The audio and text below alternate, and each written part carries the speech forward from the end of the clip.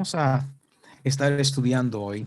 El tema lleva por título En guerra contra Dios. En guerra contra Dios. Cómo los seres humanos, pues, entran en guerra contra Dios. Cuando una persona entra en guerra o en conflicto contra alguien, con alguien, es porque no está en acuerdo con lo que esa persona o ese ser dice. En este caso, Dios ha establecido su reino en los cielos y está siendo dirigido por unas normas, por unas leyes o por una ley que Dios estableció. Nosotros vemos hoy en día al frente de nosotros cómo el mundo está airado, cómo las naciones están en guerra. Por ejemplo, el libro de Apocalipsis, el capítulo 11, el versículo 18, nos dice la palabra de Dios lo siguiente, que se lee en el nombre del Padre, del Hijo y del Espíritu Santo. Allí nos dice: y se airaron las naciones, y tu ira ha venido, y el tiempo de juzgar a los muertos y de dar el galardón a tus siervos los profetas, a los santos y a los que temen tu nombre, a los pequeños y a los grandes, y de destruir a los que destruyen la tierra. Las naciones están airadas, y por ende la ira de Dios ha de venir. Y viene la ira, pero también viene el galardón para sus hijos. ¿Por qué razón viene la ira de Dios? No solamente, o por qué razón se airaron las naciones y por ende viene la ira de Dios. En Colosenses capítulo 3, el versículo 6, nos dice allí la palabra de Dios lo siguiente: cosa por las cuales la ira de Dios viene sobre los hijos de desobediencia. Dios viene a destruir a lo que destruye en la tierra. La ira de Dios viene sobre los hijos de desobediencia. ¿Qué se está desobedeciendo? Mientras todo el mundo está pendiente a lo que es la guerra que se está llevando a cabo en Ucrania, amenazas de entre naciones contra naciones, los Estados Unidos contra Rusia, pero Rusia también se está aliando con China, no solamente con China, sino con la India. Esos son los tres países más poblados del mundo. Y todos están enfocados en la guerra de Ucrania. Si esto sigue escalando, ¿hasta dónde llegará esto? Mientras todos están enfocados en la guerra de Ucrania, esta noticia nos dice lo siguiente, algo muy importante. El gobierno de Estados Unidos sigue de cerca las reiteradas denuncias del Vaticano sobre la guerra de Rusia contra Ucrania. Nosotros aprendimos en temas anteriores quién es que está detrás de esta guerra y por qué han formado esta guerra y para qué. Sigue diciendo la noticia. Roma, el gobierno de Estados Unidos, cree que el Vaticano es una voz importante para pedir el fin de la guerra de Rusia contra Ucrania y está siguiendo de cerca, perdón, las reiteradas denuncias del conflicto por parte del Papa Francisco. Según un funcionario del Departamento de Estado, nosotros sabemos que es algo parecido o esto sucedió en el pasado cuando el presidente Ronald Reagan se unió con el Papa Juan Pablo II, haciendo nuevamente lo mismo. Estados Unidos, viendo que el Papa Francisco, el Vaticano, es una voz muy importante para calmar la guerra, pero en cierto sentido, para destruir lo que es el imperio ruso. ¿Por qué destruir a Rusia? Mientras exista un imperio, por así decirlo, o una nación muy poderosa, que es independiente, el Vaticano no puede introducirse. La creencia católica no puede ser enseñada en cierto sentido, aunque se enseña la ortodoxa, en este caso en Rusia. Pero quien quiere tener el poder sobre todas las cosas, según lo que nos enseña la Biblia, es el Vaticano. Esta otra noticia dice lo siguiente. El Papa Francisco, en el nombre de Dios, dice él, detengan esta masacre en Ucrania. En el nombre de Dios, detengan esta masacre en Ucrania. Nosotros sabemos que la misma iglesia es culpable de mucha masacre, la misma iglesia católica. Aquí nos dice que el Papa Juan Pablo II se disculpa sin precedente por los pecados de la iglesia católica, los pecados que se hayan cometido durante Los últimos 2000 años, dice él, en el nombre de la iglesia. Dice, cayeron en 7 categorías generales de agravios que incluyen, sin ser demasiado específico, todo, desde la cruzada hasta la Inquisición, las conversiones forzadas al catolicismo, los pecados entre las mujeres y los actos antijudíos que cometía la iglesia. Esas son masacres, persiguiendo a los santos hijos de Dios. Eso es lo que sucede mientras todos siguen enfocados en la guerra de Ucrania. Esta noticia dice con relación a esto: sonambulismo, una persona sonámbula. El sonambulismo es un sistema de crédito social al estilo chino. Mientras el mundo se obsesiona con la invasión rusa de Ucrania, una gran amenaza de esta se está acumulando aquí en casa, o sea, aquí en Estados Unidos, como demostró Canadá. Los gobiernos occidentales y las empresas tecnológicas se están movilizando para aislar, a los ciudadanos de la vida pública y restringir sus vidas privadas. Mientras el mundo se enfoca en las guerras, ellos están tratando de quitar la libertad de expresión y la libertad religiosa. Dice, acciones como protestar contra la extralimitación del gobierno, expresar ideologías autoritarias o incluso compartir desinformación en las redes sociales ahora pueden clasificarse como terrorismo. Temas como este que estamos presentando llegará al punto en que será juzgado como un tema de terrorismo. Esto es lo que se está viviendo, lo que se está comenzando a vivir. Mientras el mundo se enfoca en la guerra, que las guerras son creadas por Satanás a través de sus utensilios humanos aquí en la tierra. Pero por detrás se nos está tratando de quitar la libertad de expresión, la libertad religiosa. Esta cita nos dice lo siguiente: Satanás se deleita en la guerra, que despierta las más viles pasiones del alma y arroja luego a sus víctimas, sumidas en el vicio y en la sangre, a la eternidad. Su objeto consiste en hostigar a las naciones a hacerse mutuamente la guerra, pues de este modo puede distraer los espíritus de los hombres y de obrar de preparación, de la obra de preparación necesaria para subsistir en el día del Señor. A través de la guerra puede distraer los espíritus de los hombres de la obra de preparación necesaria para subsistir en el día del Señor. ¿Quién está detrás de esta guerra? Satanás. Pero Satanás también tiene seguidores disfrazados de luz. El Apocalipsis no habla de la primera guerra que ocurrió. En el capítulo 12, el versículo 7, 8 y 9 nos dicen lo siguiente: después hubo una gran batalla, una gran guerra en el cielo. Miguel y sus ángeles luchaban contra el dragón y luchaban el dragón y sus ángeles, pero no prevalecieron ni se halló ya lugar para ellos en el cielo. Y fue lanzado fuera el gran dragón, la serpiente antigua que se llama Diablo y Satanás, el cual engaña al mundo entero. Fue arrojado a la tierra y sus ángeles fueron arrojados con él. Nosotros sabemos que Satanás no creó a ningún ángel. O sea, es que Satanás no tiene ángeles. Pero ¿por qué esos ángeles lo siguieron? ¿Por qué fue esa guerra? ¿Por qué surgió esa guerra en el cielo, esa batalla? Es por la misma razón que suceden las guerras hoy en día. Vamos a ver qué nos dice la Biblia. En el mismo libro de Apocalipsis 12, el versículo 4 nos dice: y su cola arrastraba la tercera parte de las estrellas del cielo, o sea, los ángeles.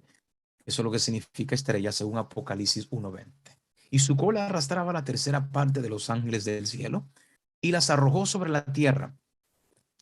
Y el dragón se paró enfrente de la mujer de la iglesia que estaba para dar a luz a fin de devorar su hijo tan pronto como naciese. Y su cola arrastraba la tercera parte de los ángeles. Nosotros sabemos que Satanás tampoco tiene cola. Solamente Satanás tiene cola en la mitología griega, que muchos seres humanos y cristianos también creen de alguna forma. Pero Satanás no tiene cola. ¿Qué nos está queriendo decir el Señor a través de esto? Que con su cola arrastraba la tercera parte de los ángeles del cielo. En el libro de Isaías, el capítulo 9, versículo 15, allí nos da Dios una señal para poder entender qué es esto de que con su cola arrastraba la tercera parte de los ángeles. Dice, el anciano y venerable de rostro es la cabeza, el profeta que enseña mentira es la cola, dándonos a entender que Satanás, utilizando la mentira, engañó a los ángeles. Pero ¿qué clase de mentira decía Satanás? Para eso nosotros tenemos que saber qué es la verdad. Sabemos que Dios el Padre es la verdad, Jesús el Hijo es la verdad, el Espíritu Santo es la verdad, su palabra es la verdad. En el Salmo 119, el versículo 142 nos dice, tu justicia es justicia eterna y tu ley la verdad. El versículo 151 nos dice, cercano está tú, oh Jehová, y todos tus mandamientos son verdad. ¿Acaso se airó Satanás en contra de la ley de Dios? Recordemos que el reino de Dios en los cielos se dirige por una norma, por una ley que Dios estableció. Al Satanás y los ángeles caídos irse en contra de la ley de Dios, se formó la gran batalla, la gran guerra. Igual que aquí en la tierra, por los seres humanos no seguir la ley de Dios, entran en conflictos y entran en guerra. ¿Fue esto lo que hizo Satanás en el cielo? Segunda de Pedro, capítulo 2, nos dice lo siguiente para ver si esto es así. Porque si Dios no perdonó a los ángeles que pecaron, Dios no perdonó a los ángeles que pecaron. ¿Qué es pecado? La Biblia nos dice en primera de Juan 3:4, todo aquel que comete pecado infringe también la ley, pues el pecado es infracción de la ley. Aquí vemos que Satanás se fue en contra de la ley de Dios. Y de la misma manera insta a Satanás a los seres humanos a irse en contra de la perfecta ley de Dios. El libro de Génesis nos da a entender que Dios estableció un orden en el mundo. Génesis 1, versículo 31, dice, y vio Dios todo lo que había hecho, y aquí que era bueno en gran manera, y fue la tarde y la mañana el día sexto, dándonos a entender que toda la creación, desde el primer día hasta el sexto, todo era bueno en gran manera. En el capítulo 2 de Génesis nos dice, fueron pues acabados los cielos y la tierra y todo el ejército de ellos. Y acabó Dios el día séptimo de la obra que hizo y reposó el día séptimo de toda la obra que hizo. Y bendijo Dios, dice el versículo 3, el día séptimo y lo santificó porque en él reposó de toda la obra que había hecho de la creación. Dios, sabemos nosotros, perdón, que en el principio creó Dios los cielos y la tierra estaba desordenada y vacía. Entonces vemos que en la creación Dios dio un orden al mundo. Dios dio un orden al mundo en la creación. Ya no había más desorden ni estaba vacía, sino que estaba todo ordenado como Dios lo estableció. Pero nosotros sabemos, según la palabra de Dios, que desde el Imperio Romano iba a salir un poder que pensaría en cambiar los tiempos y la ley de Dios. Dice que este poder hablará palabra contra el Altísimo, o sea que se irá en contra de la palabra de Dios y a los santos del Altísimo quebrantará, a los hijos de Dios perseguirá y pensará en cambiar los tiempos, que viene siendo la profecía y la historia y la ley de Dios, que son los mandamientos. Y los santos serán entregados por tiempos y la mitad de tiempo. Este poder tratará de hacer y hará en parte todas estas cosas. tratar de destruir el orden que Dios estableció en el principio. En 6 días hizo la creación y el séptimo reposó. Esta noticia que leímos anteriormente, hace un tiempo atrás, nos dice, el Papa Francisco pide un nuevo orden mundial después de la pandemia. Sabemos que Dios ha establecido un orden de las cosas, pero aquí dicen que este poder que pensaría en cambiar los tiempos y la ley de Dios, pensará en traer un nuevo orden en el mundo, contrario a lo que Dios ha establecido. Dios hizo su creación, Dios ordenó las cosas en 6 días y el séptimo día reposó. Pero este poder que pensará en cambiar los tiempos y la ley de Dios, dice que pide un nuevo orden mundial después de la pandemia. ¿Qué pandemia? La pandemia del COVID-19. El Papa Francisco insta en un nuevo libro, que las cosas nunca volverán a ser la misma en un mundo posterior a una pandemia. Y pide un cambio, el establecimiento de un nuevo orden mundial, un nuevo orden del mundo, contrario al orden que Dios había establecido. Esta otra noticia nos dice, el Papa Francisco dice, la pandemia nos ha dado la oportunidad de desarrollar nuevas formas de vida. Un año de jubileo también es un tiempo para descansar, dijo Francisco. Recordó que Dios apartó el Sabbat para que la tierra y sus habitantes puedan descansar y renovarse.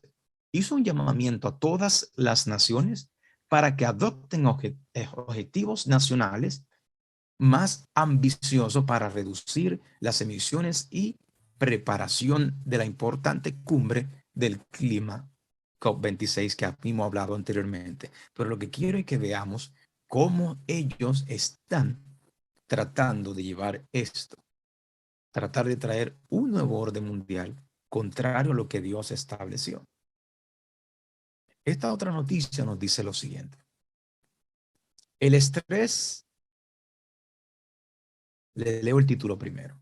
¿Podrían las leyes de cierre del Sabbat hacer una reaparición? O sea, que si pueden reaparecer las señales del día de descanso, pero nosotros sabemos que las leyes del día de descanso para ello son las leyes azules que están en el Congreso de los Estados Unidos. Dice la noticia, el estrés relacionado con la pandemia y el deseo generalizado de tener más tiempo para descansar se encuentran entre los factores que alimentan la gran resignación. También ayudan a explicar por qué algunos comentaristas políticos y estudiosos del derecho pasaron el fin de semana debatiendo sobre el sabbat, sobre el descanso. La gran resignación. Nosotros sabemos que en el transcurso de la pandemia, muchas personas o muchas empresas cerraron y muchas personas se quedaron sin empleo y muchos comenzaron a trabajar desde sus hogares. La gran resignación es como que usted deja de trabajar para una compañía, usted renuncia y entonces entra en un descanso. Esta otra noticia dice, necesitamos comenzar a llamar a la gran renuncia como es el gran sabático. Puede ser útil tener una palabra, ese lenguaje para un amigo que se enfrenta a la noción de vergüenza que están experimentando, me dice Colonna, señalando de dónde viene esta palabra sabbat, o un día reservado para descansar y adoración. Ver las cosas como un sabático, como una pausa, un descanso podría ser realmente útil para las personas. Todos necesitamos un descanso. Pero ¿cuál es el descanso? ¿El que el hombre quiere establecer o el que Dios ya ha establecido? Recordando lo que leímos anteriormente, este poder tratará de traer un nuevo orden mundial, contrario al orden mundial que Dios estableció. Esta otra noticia dice, la gran resignación se ha convertido en el gran sabbat. La gran resignación se ha convertido en el gran sabbat. Esta siguiente noticia dice, la gran resignación y la espiritualidad del trabajo. Una quinta esperanza, dice la noticia, nueva surge de la forma en que la gran resignación puede aumentar el aprecio por un descanso significativo. El agotamiento se cita como un factor en muchas decisiones de renuncia. Esto debería impulsar una renovada apreciación por el descanso debidamente ordenado. La tradición católica, dicen ellos, siempre ha valorado el derecho al descanso y, en concreto, un descanso regular semanal que comprenda al menos el domingo para dedicarlo al culto de Dios, dicen ellos. El domingo para dedicarlo al culto de Dios, el cuidado de los seres queridos y la recreación.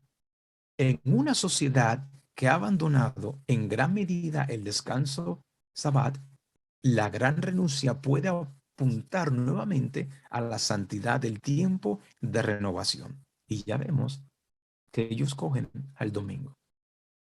Esta revista, este periódico, América, si usted lee abajo, es una revista jesuita. Y ustedes saben cómo tratan ellos de controlar al mundo y cómo tratan de destruir a los que no están de acuerdo con ellos en sus enseñanzas. Esta noticia dice lo siguiente.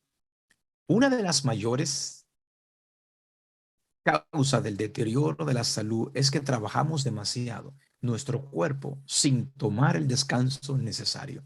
No es raro que trabajemos 7 días seguidos de una forma u otra, dándolo a entender que no se pueden trabajar 7 días sin tener descanso. Se necesita un descanso. Sigamos leyendo esta noticia y veremos a qué descanso se refieren ellos. Dice, en la Biblia, Dios nos ordena apartar un día de la semana para descansar de nuestro trabajo normal y concentrarnos en Él, o sea, concentrarnos en Dios. Note que Dios no solo lo sugiere, Dios nos ordena reservar un día para descansar. Y la Biblia lo llama el día de Sabbat, el día de reposo. Este es un principio establecido en la Biblia. Eso está muy correcto. Pero ¿a qué se refieren ellos? Vamos a estudiar bien profundo más adelante esto.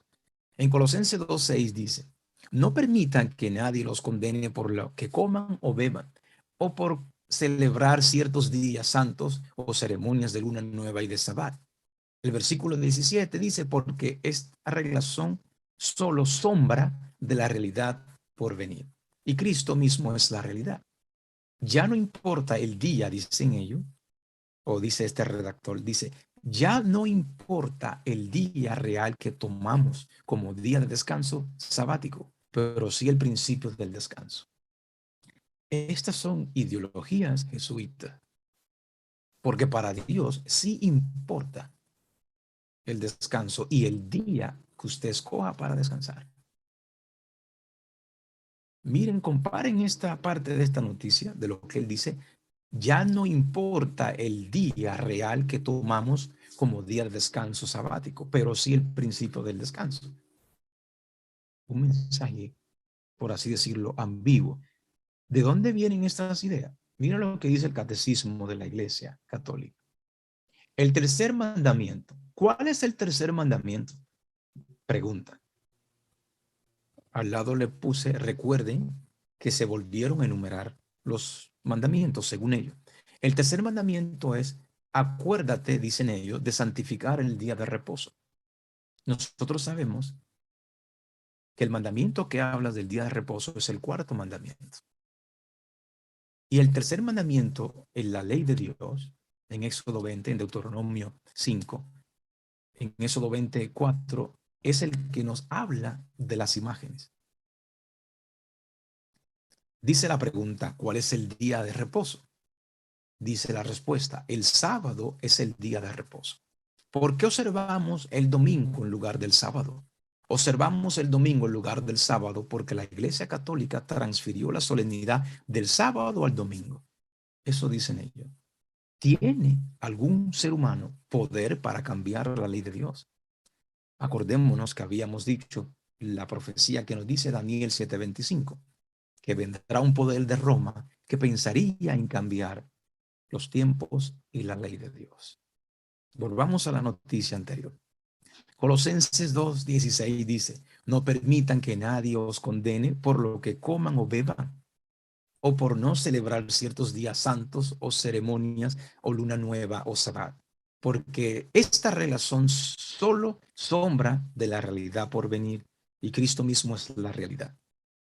Ya no importa el día real que tomamos como día de descanso sabático, pero sí el principio del descanso. ¿Qué diría Dios acerca de esto? ¿Sí importa el descanso? El día de descanso. El libro de Hebreo nos ayudará a entender la posición de Dios. Hebreo 4, los versículos 3 al 6, nos dice la palabra de Dios lo siguiente. Pero lo que hemos creído, pero los que hemos creído en el Señor, entramos en el reposo. De la manera que dice, por tanto juré en mi ira, no entrarán en mi reposo. La ira de Dios viene por los hijos de desobediencia.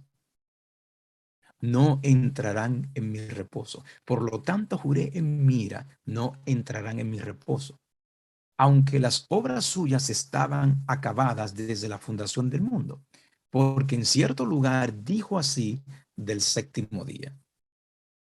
Y reposó Dios de todas sus obras en el séptimo día. Y otra vez aquí, no entrarán en mi reposo, dice el versículo 6. Por lo tanto, pues, que falta que algunos entren en él, o sea, en el reposo, y aquellos a quienes primero se les anunció la buena nueva, no entraron por causa de desobediencia. Queda un reposo en el cual tenemos que entrar algunos.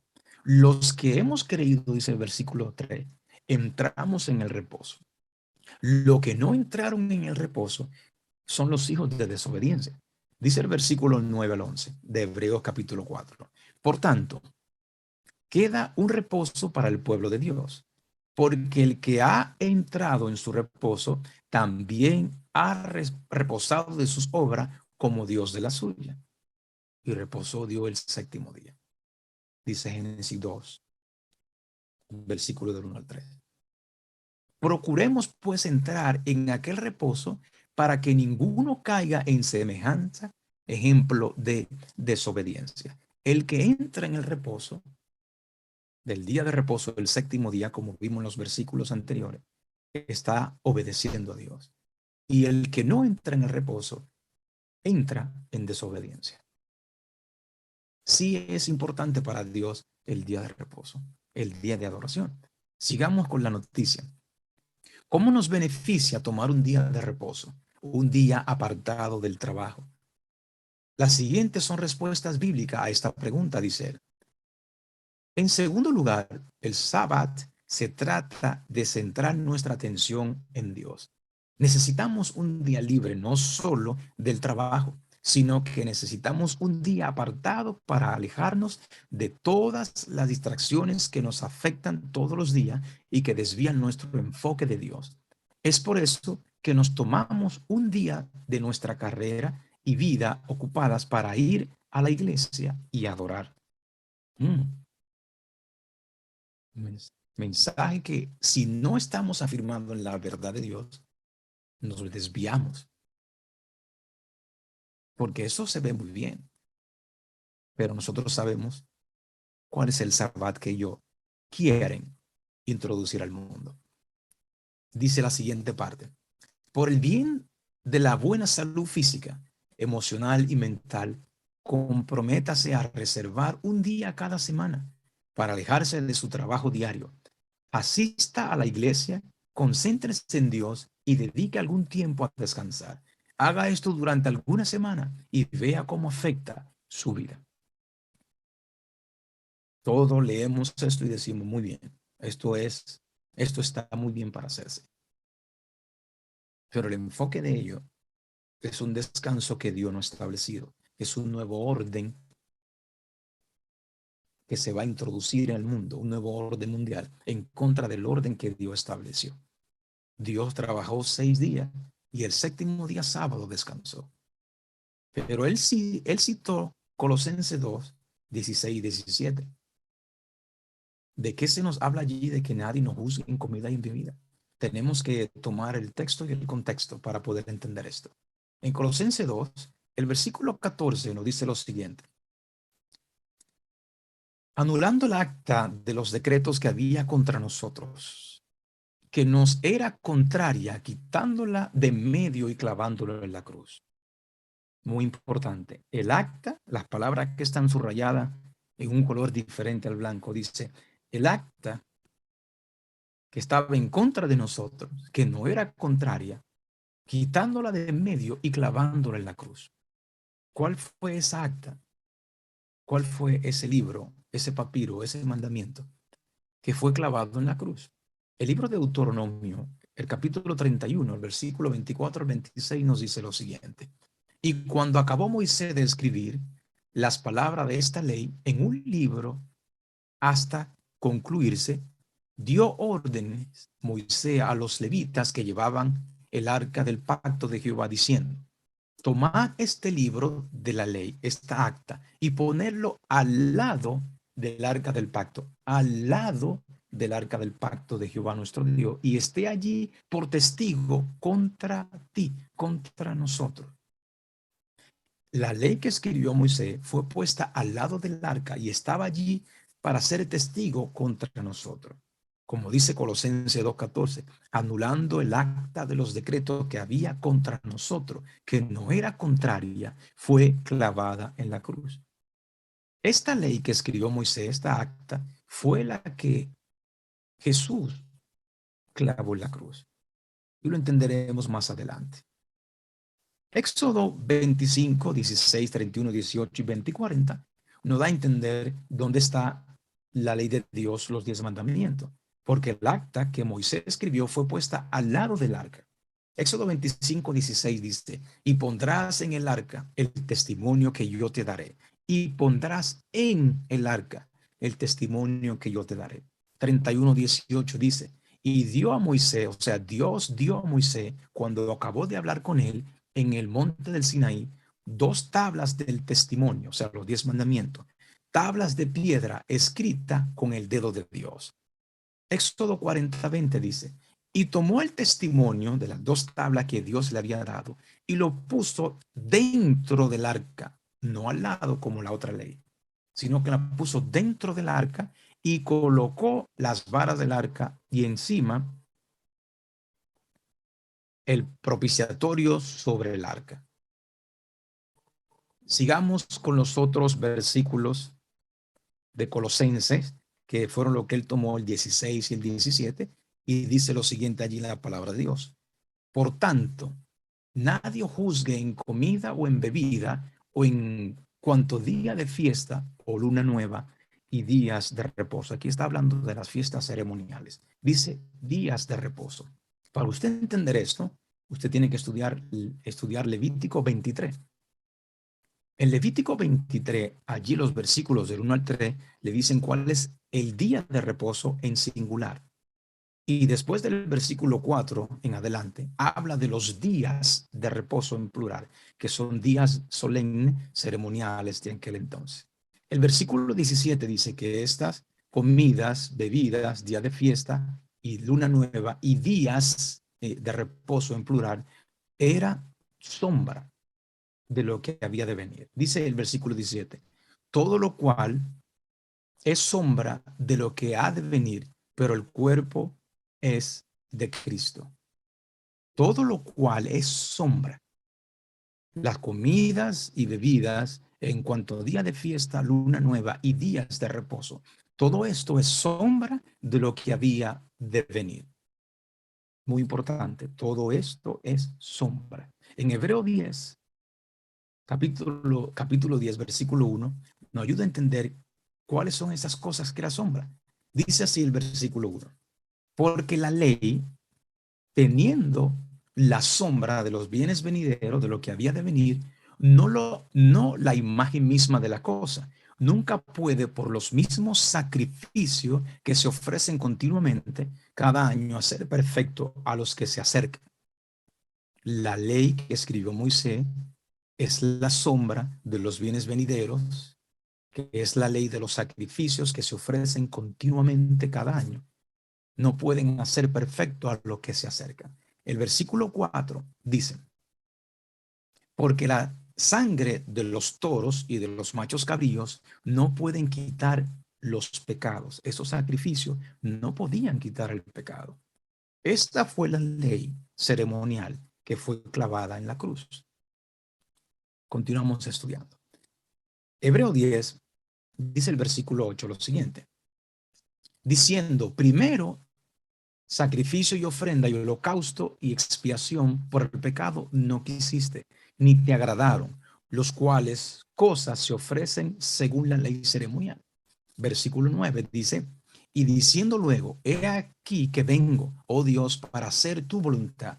Quítalo primero, o sea, los sacrificios, la ley de los sacrificios, para establecer esto último. Versículo 10 dice, en esa voluntad somos santificados mediante la ofrenda del cuerpo de Jesucristo, hecha una vez para siempre. La ofrenda de Jesús en la cruz del Calvario para perdón de nuestros pecados fue hecha una sola vez para siempre. Versículo 11 dice, y ciertamente todo sacerdote está día tras día ministrando y ofreciendo muchas veces los mismos sacrificios que nunca pueden quitar el pecado. Esa ley de los sacrificios que estaba en contra de nosotros, la que estaba al lado del arca, fue la que fue clavada en la cruz, no la ley de los 10 mandamientos. Seguimos leyendo Hebreo capítulo 10. Dice lo siguiente el versículo 12.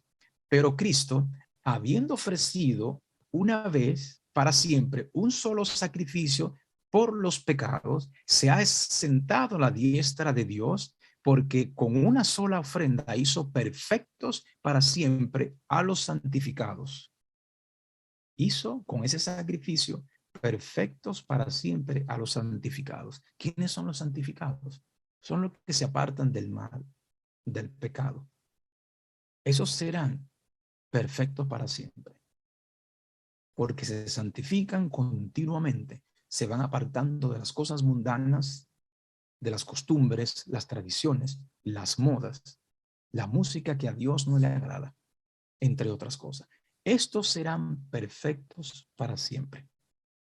Versículo 16 dice, este es el pacto que haré con ellos después de aquellos días, dice el Señor. Anteriormente, de los versículos del 1 al 14, hablaba de los sacrificios. Hablaba de los sacrificios de los toros, de los machos cabríos, y también menciona el sacrificio verdadero que era el de Jesús. Esa ley ceremonial que Jesús clavó en la cruz, dice el versículo 16 lo siguiente, este es el pacto que haré con ellos después de aquellos días, dice el Señor. Pondré mis leyes en su corazón y en su mente las escribiré. Aquí viene a hablar de una ley diferente a la ley ceremonial, que es la ley de los 10 mandamientos. Dice que la escribirá en nuestra mente y en nuestro corazón. Este versículo de Hebreos 10:16 es tomado de Jeremías capítulo 31. El versículo 32 y 33, allí nos dice la palabra de Dios. No como el pacto que hice con sus padres el día que tomé su mano para sacarlo de la tierra de Egipto, porque ellos invalidaron mi pacto, aunque fui yo un marido para ellos, dice Jehová. Versículo 33. Pero este es el pacto que haré con la casa de Israel después de aquellos días, dice Jehová. Daré mi ley en singular, y en su mente, y la escribiré en su corazón. Y yo seré para ellos por Dios, y ellos me serán por pueblo. ¿Cómo será esto? ¿Cómo será la ley escrita en nuestra mente y en nuestro corazón? En el libro de Segunda de Corintios, el capítulo 3, el versículo 3, dice la palabra de Dios lo siguiente. Siendo manifiesto que soy carta de Cristo expedida por nosotros, escrita no con tinta, sino con el Espíritu del Dios vivo, o sea, con el Espíritu Santo. No en tablas de piedra como se escribieron anteriormente y fueron dadas a Moisés en tablas de piedra, sino en tablas de carne del corazón. Ahí serán escritas, porque es necesario, como dice Isaías 8:16, que la ley sea sellada entre los discípulos, los verdaderos hijos de Dios. Isaías 8:16 nos dice esto. Ata el testimonio y sella la ley entre mis discípulos. ¿Por qué es tan importante que la ley sea sellada? Porque la ley de Dios es el carácter de Dios. La ley de Dios es el carácter de Dios. Por eso es que la ley de Dios no puede ser pisoteada ni puede ser quebrantada. Por eso es que Jesús nos dice en Mateo capítulo 5, en los versículos 17 y 18, lo siguiente: no penséis que he venido para abrogar la ley a los profetas. No he venido para abrogar, sino para cumplir. ¿Qué es abrogar? Se conoce como abrogar a la abolición o renovación de una ley o código, reglamento o cualquier otra disposición legal como tal. Es un término que guarda íntima relación con el ámbito legal, ya que consiste en dejar totalmente sin efecto una práctica, hábito o costumbre de algo a través de un precepto legal. No penséis, dice Jesús, que he venido para quebrantar los mandamientos de Dios. No he venido a quebrantar los mandamientos de Dios, sino a cumplirlos. Invalidar es abrogar una ley o una disposición que hasta ese momento estaba en vigor. Y el versículo 18 nos dice: porque de cierto os digo que hasta que pasen el cielo y la tierra, ni una jota ni una tilde pasará de la ley de Dios hasta que todo se haya cumplido. Hasta que todo se haya cumplido. La ley de Dios es eterna. La ley de Dios es el carácter de Dios. Pero a través de todas estas guerras y todas estas cosas, ellos están empujando traer un nuevo orden a las cosas que Dios ha establecido. Esta noticia nos dice: en el futuro, toda la humanidad celebrará el Sabbat, dicen ellos. Ahí en esa foto, en esa noticia, ustedes ven a Francisco, al Papa Francisco, recibiendo un libro. Este ve el joven que está en el medio, es el que redactó esta noticia. Y allí él nos dice lo siguiente: compartió que para la mayoría de los cristianos el concepto del Sabbat se ha perdido por completo, y habló sobre cómo en los Estados Unidos solía haber leyes azules que cerraban la mayoría del comercio los domingos para alentar a los ciudadanos a obedecer el domingo como día de descanso. En los días en que se hacían cumplir las leyes azules, se hacían cumplir, o sea, algo obligatorio. Se hacían cumplir las leyes azules. El domingo se consideraba el día de reposo. El Sabbat generalmente se ve desde el punto de vista del legalismo, lo que se debe y lo que no se debe hacer. Mira cómo lo llaman ellos a eso. Se ve desde el punto de vista como legalista. Eso sucede mucho en las iglesias también. Tú eres bien legalista. Tú quieres obedecer a Dios hasta los extremos. Tú eres un extremista, eres un legalista. ¿Acaso no dicen los mandamientos de Dios: no haga esto, no haga lo otro, no haga esto? Dios es un Dios de separación, en el cierto sentido en que Dios separa lo bueno de lo malo. Dios no dice: a esto o no haga esto. No tendrás dioses ajenos delante de mí. No te hará ninguna imagen de ninguna cosa de lo que está arriba en el cielo y en la tierra, en las aguas debajo de la tierra. No tomará el nombre de Jehová tu Dios en vano. No matará, no codiciará, no deseará la casa de la mujer de tu prójimo, y así sucesivamente. No haz esto, no haga esto. Y él dice: el sabbat generalmente se ve desde el punto de vista legalismo, lo que se debe y lo que no se debe hacer. Dice él: hice todo lo posible para hablar especialmente sobre un sabbat que está más allá de lo que se debe o lo que no se debe hacer. No estoy abogando por una práctica judaica ortodoxa, el sabbat para los cristianos, de ninguna manera u otra.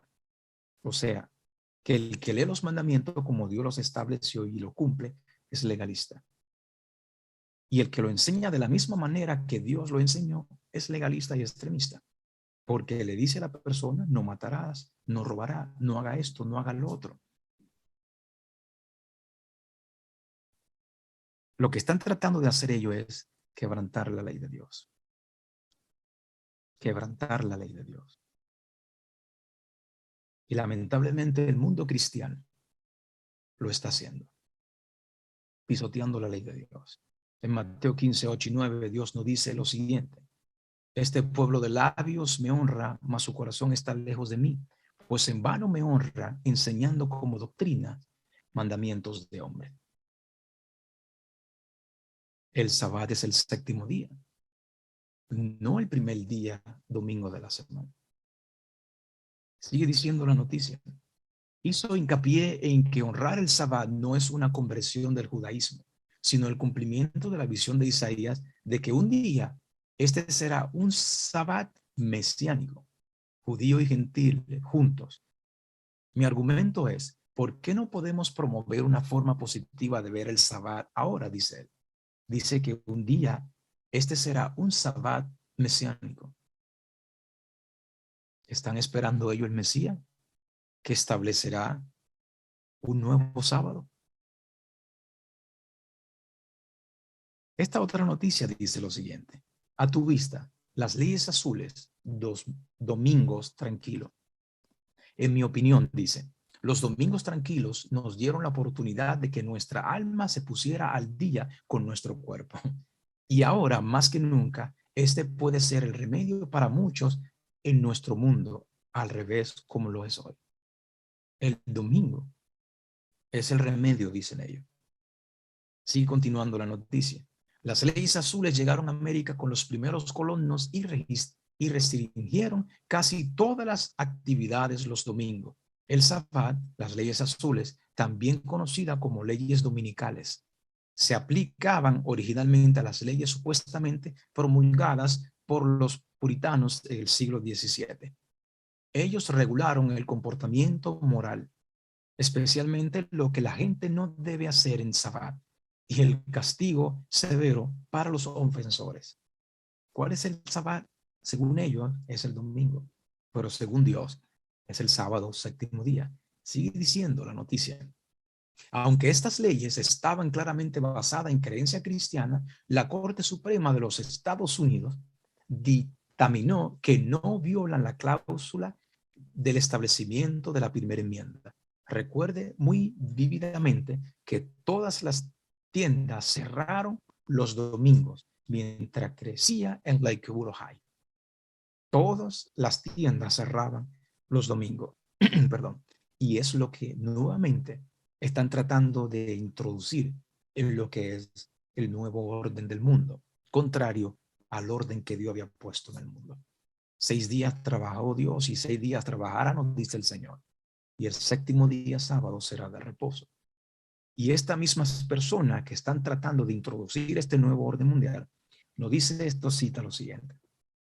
Sin embargo, esa misma clase de gente asegura que la corrupción que se va generalizando más y más debe achacarse o debe culparse en gran parte a la violación del así llamado Día del Señor Domingo, y que si se hiciese obligatoria la observancia de este día, mejoraría en gran manera la moralidad social. Esto se sostiene especialmente en los Estados Unidos de Norteamérica, donde la doctrina del verdadero día de reposo, o sea, el sábado, se ha predicado con más amplitud que en ninguna otra parte. En dicho país, la obra de la temperancia, que es una de las reformas morales más importantes, va a menudo combinada con el movimiento en favor del domingo. Mucho ojo, mucho ojo. Esta otra dice lo siguiente: los protestantes alegan ahora que la resurrección de Cristo en el domingo convirtió a dicho día en el día del Señor. Pero las escrituras, pero las santas escrituras en nada confirman este modo de ver. Ni Cristo ni sus apóstoles confirieron semejante honor a ese día. La observancia del domingo como institución cristiana tuvo su origen en aquel misterio de anarquía o misterio de iniquidad, según 2 Tesalonicenses capítulo 2 versículo 7, que ya había iniciado su obra en los días de Pablo. ¿Dónde y cuándo adoptó el Señor Jesús a este hijo del papado?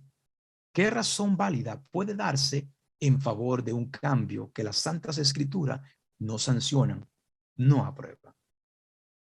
Mientras las naciones están airando por la desobediencia a la ley de Dios, porque la guerra continúa, es por esta razón. Y mientras los hijos de Dios quieran guardar los mandamientos de Dios, las naciones se van a airar cada día más. Como dice Apocalipsis 12:17.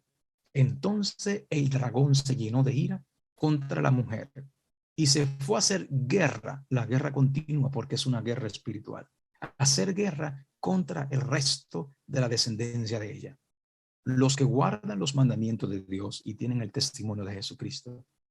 Ustedes ven, la guerra es espiritual y es para destruir la ley de Dios, para destruir a los que guardan los mandamientos de Dios. Eclesiastés 12:13 y 14 nos dice, el fin de todo el discurso oído es este, temer a Dios y guardar sus mandamientos, porque esto es el todo del hombre, porque Dios traerá toda obra a juicio, juntamente con toda cosa encubierta, sea buena o sea mala. Ese es el fin de todo el discurso que Dios ha dado en su palabra. Santiago 1:25 dice, mas el que mira atentamente en la perfecta ley de la libertad. La ley de los 10 mandamientos se llama la perfecta ley de la libertad y persevera en ella, no siendo oidor olvidadizo, sino hacedor de la obra, este será bienaventurado en lo que hace.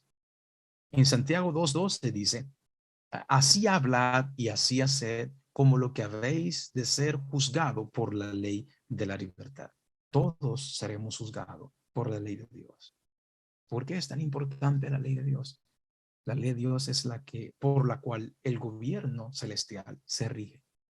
Por eso es que nos dice Apocalipsis 22:14, bienaventurados los que guardan los mandamientos, bienaventurados los que guardan sus mandamientos, los mandamientos de Dios, no los del hombre, para que su potencia sea en el árbol de la vida y que entren por las puertas de la ciudad. El que guarda los mandamientos de Dios va a poder comer del árbol de la vida para vivir eternamente y entrarán por la santa ciudad. Mi hermanos queridos, Dios me le guarde. La guerra continúa y la protesta también. Tenemos que seguir protestando en contra del engaño que se está estableciendo. Sigamos firmes y adelante. Dios le guarde, mis queridos hermanos. La paz y el amor de Dios esté con cada uno de ustedes.